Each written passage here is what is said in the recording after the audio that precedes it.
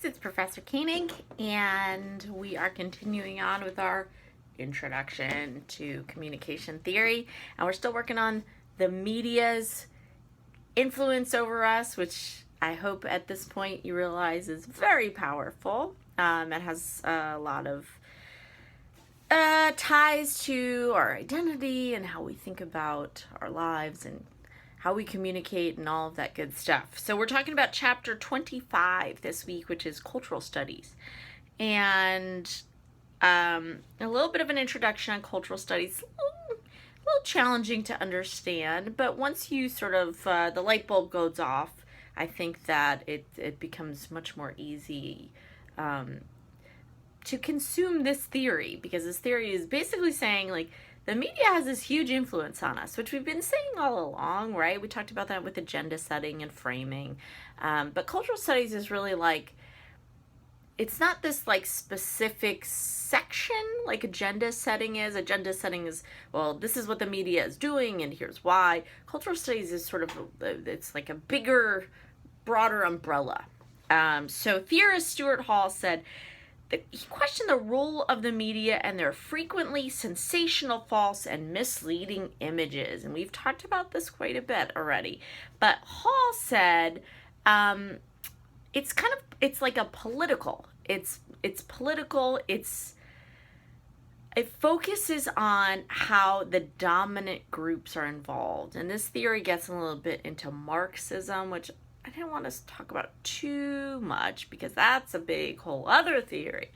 But from a political perspective, there's this domination of certain ideologies and certain thoughts, and those are the things that get kind of pushed out to us through the media. So we live in a country that's, for the most part, a two-party platform, if we're going to use this from a political perspective, which that's not all it is. But if we think about it politically, so there was a lot of conflict when Bernie Sanders was getting big responses from people voting and potentially voting in the last big election.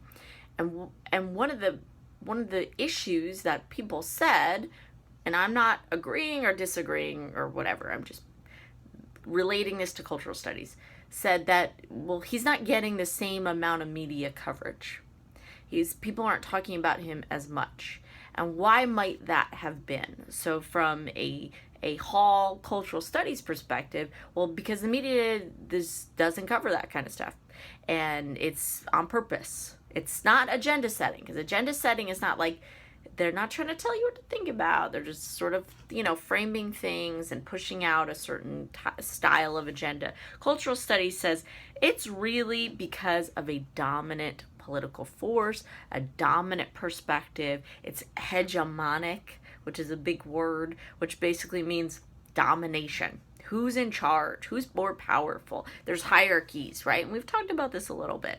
And so this theory at a glance says the media represent ideologies of the dominant class in society because media are controlled by corporations.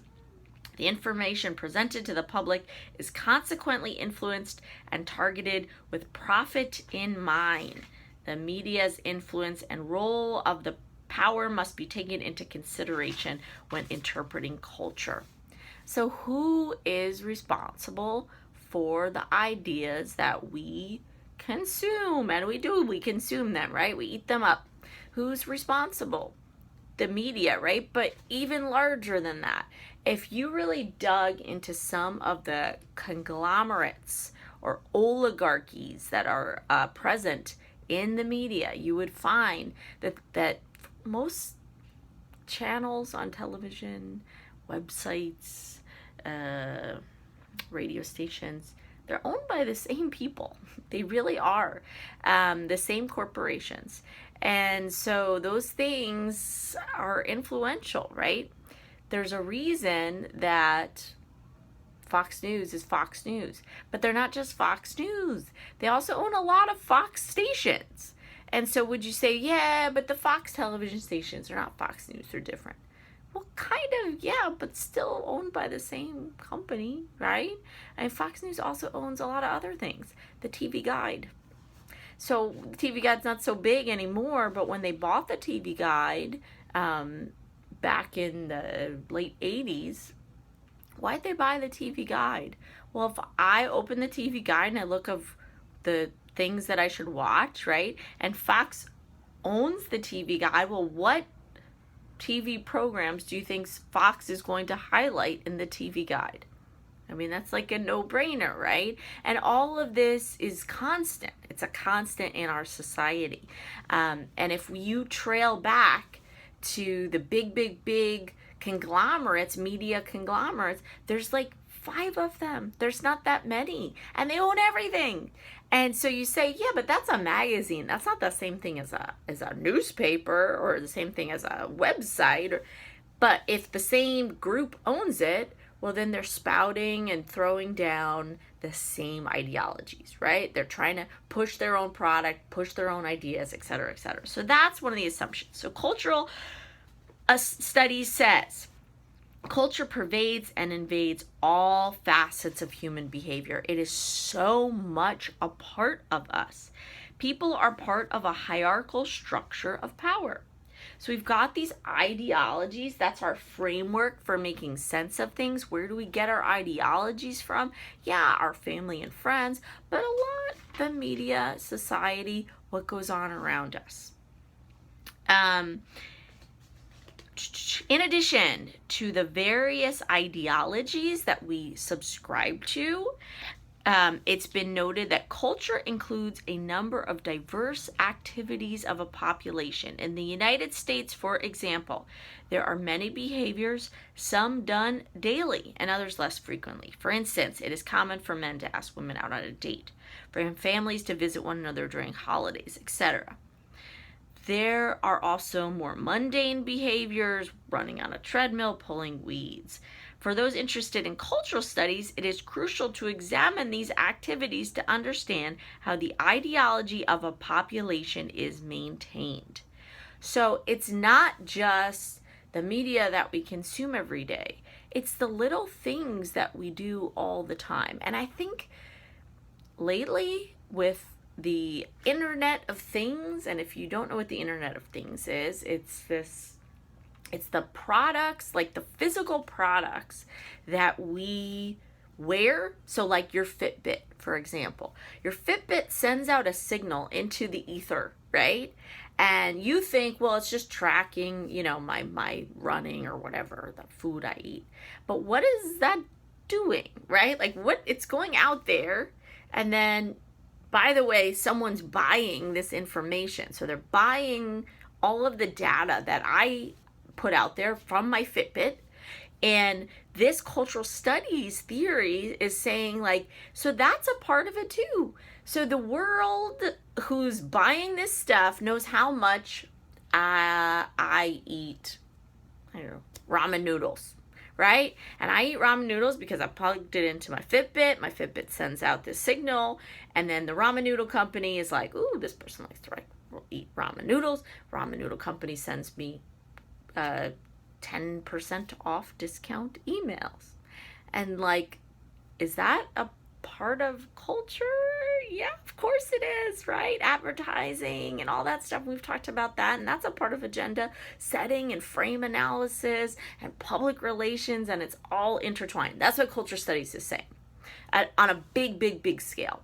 It's all fits. There's this puzzle, and it's a really wacky, convoluted puzzle, but it's there. And the pieces, if you tried to pull them all apart, it's almost like one of those Jenga, right? We all know Jenga. Am I too old? That's those, you stack them, you pull one thing out, it all sort of, it's all connected. So that's a big part. It's about corporations and their influence on us. And they become a part of our everyday life. I mentioned the term hegemony. So the hegemonic perspective says there's this domination of a one group over another, usually a weaker group. It means the stronger, more powerful group. So think in our society, do we have a strong, more powerful group? Yeah, we do. Some of that is class and race, and some of it is just, it's corporations. Corporations dominate our society. And cultural theory says that there's this, like, the study of hegemony was a question of why so many people assent to and vote for political arrangements which work against their own happiness and sense of justice. And that is a quote that's in your book on page 444. And that's some of Marxism too. And Marxism is, like, as I said at the beginning of this video, I don't want to get into it, and now I'm back to it. But it's basically saying, like, we're sort of like, I don't want to say we're like cogs in a machine. That sounds very, I don't know, conspiracy theory-ish. But we kind of do what we're told to do, and we kind of follow a path. There's a term that came out on the internet a few years ago that I hate and like at the same time. It's called sheeple, right? We're sort of sheep people. We just sort of follow the pack because it just seems like the thing that you do. And are we happy doing it? I don't know. Who knows? But we do it, right? Because somebody is sort of, I don't know, dictating us to do it. So there's some counters. So counter is like going against the hegemony. So masses start to influence the dominant forces. So what is a mass that we can think of very recently that has started to influence us? Well, the hashtag / activist movement Black Lives Matters, I think, would be a counter to a hegemonic force. So that starts to influence then the dominant force. And then you start to see, like, people in the dominant force using hashtag Black Lives Matters to do what? Sell stuff, influence us in another way, and use it, like, against us, right? And then all of a sudden, it's like the dominant force got countered by this sort of underlying, like lower, I don't know, lower is not the right word, minority force, counter force, right? And that force becomes all of a sudden the dominant force. It's like they start using these things like, I'm going off on a tangent, guys. Think about like your social media sites, right? So when Facebook came out, it was a counter to MySpace.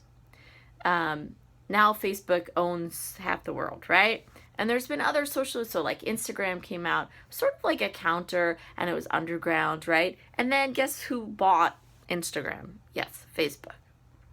Snapchat, right? Snapchat right now is sort of a counter to Facebook, right? Younger people get into it.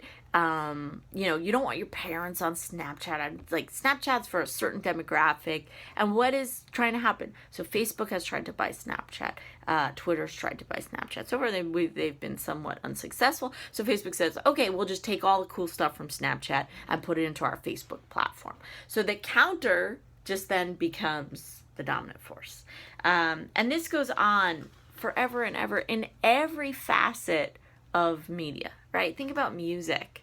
Like, the underground cool music is underground and cool until it turns into the on your radio and you hear it all the time and it's not underground, nor is it cool anymore. And so becomes a counter to it, and the counter becomes, the cool underground, and then it's like cyclical. There's a lot to this, and I like the idea of cultural studies. I think it's really interesting. So how do we use it to study things, right? So it's a study, because there's some of the critique of it is like, oh, it's not logical perhaps, or it's too broad, or whatever the case may be. And the book really talks about that at the end of the chapter. But think about your daily interactions with the media and how cultural studies fits in. Why do we consume the media that we consume? Is it because we just want to? So uses and gratification, if you remember, said it's not just because the media just gets thrown in our faces. we're active. We're active consumers of the media. But cultural studies say, okay, so maybe we're active, right? But are we conscious? Are we aware? Right? I log on to Facebook because I want to. That's what uses and gratification says. But am I logging on to Facebook because I want to because everybody else is doing it? Why is everybody else doing it? Because it's a huge, powerful force in society right now. And so I feel like I have to do it. And if I'm not doing it, I'm a counter to the hegemonic, the powerful industry of Facebook. And people say, you're not on Facebook. What? That's crazy. Right? So all of that, it's just like a sort of a broader perspective. Think about like as like this big umbrella for how we think about our media consumption. And I know I'm like rambling. I love this chapter and I love thinking about cultural theory. It's huge. It's like the fact that there's a 15-page chapter on it does no justice to it. It is an enormous theory. But it's enormously personal too. Like how me as an individual, how I think about my own media usage. And how I don't think about where I get my ideas from. Cultural theory says I get them from this dominant force in society, and I don't realize it at all. So with that, I hope I didn't confuse you, but if you have questions, please feel free to ask.